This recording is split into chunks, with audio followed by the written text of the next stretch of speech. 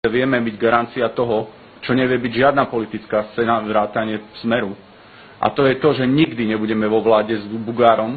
Pán Sulík, viete, čo je v politike tá najväčšia veľkosť? Že my si môžeme dať robiť, ale Zodpovednosť politikov je prehltávať. pozrite, ako sa to vybujnelo. Ale ja to prehltávam. Je to otázka pre ústavných právnikov, ale ja sa urobím... Ja si to užívam, ja sa cítim dobre. Sú to také veci, že sa vám postaví na tlačovke. Každý sme si tým prešli a ešte nie som taký starý, aby sa mi to nestalo občas. Niekedy nástroj svätí prostriedky.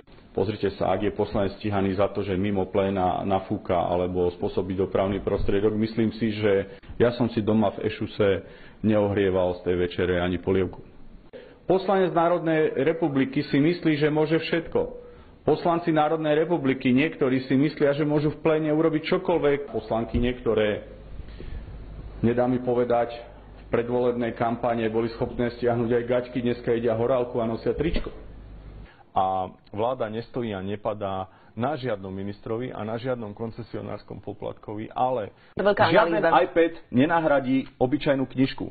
Nikdy. To znamená, aj to nie je cesta. Viete, ako čítate knihu na iPade, ako čítate tlačenú knihu. Ja v živote nepoužívam papier, keď čítam. A dnes zoberete svoju výplatnú pásku, tak zo 700 eur ešte 500 ide štátu, 500 vám ide v čistého, ako som minule ukazoval.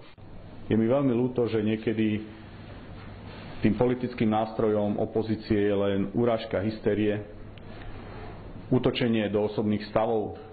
Ja neznášam chlapov, ktorí sú hysterici, preskakuje im hlas a vykrikujú a demonstrujú na tribúnach tričke a mám súťažiť, a nazvem to v súťaži politických strán so subjektmi, ktoré vznikli, ktoré si kúpia billboardy, prepáčte, a mám naozaj problém tú emóciu ovládať.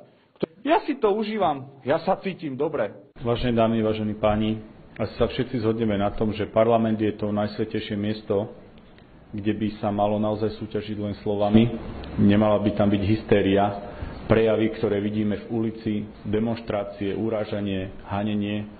Ale asi by to malo byť miesto, kde vznikajú tie najlepšie zákony, ktoré uľahčia, pomôžu, možno aj zabezpečia následne potrestanie tých ľudí, ktorí si to nezaslúžia. Ako som povedal, ak niekto permanentne pred vami klame, niektorí poslanci si dneska v plene dovolia bežne urážať kolegov, možno, že ich tak až špičkovať agresívnymi úsmevmi a pošklapkami. Asi by sme sa tu všetci len hádali, intrigovali, nosali billboardy. Viete dobre, že sú tu veľké eurofondy, ktoré čerpáme na rôzne interatívne tabule a neviem aké operačné veci. Veď pre Boha živého, ešte, že tej slovenčine nerozumejú v celom svete. Je nepredstaviteľné a takisto nemiestne, aby si poslanec Národnej rady dovolil v pléne Národnej rade také nemiestne žarty, aké vám názorne teraz uvediem. Nech sa páči krátke video. Vieš čo, ty si jeden diablov syn, hnusný, odporný, ale všetko to bereme s rezervou, pretože ťa bereme jak mentálne retardovaného, čiže všetko ti to prepáčime. Ja to poviem teraz, že páni poslanci, naozaj ja vás skúsim aj v rámci sály aj do budúcna od slov expresívnych poprosiť, aby sa v sále nediali. A pevne verím, Andrej, že nesklabeš našu dôvernosť.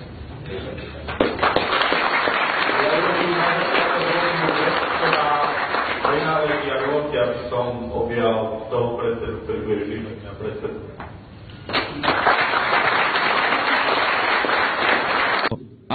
Aspoň niekedy nástroj svätí prostriedky a aspoň sme videli pravú tvár.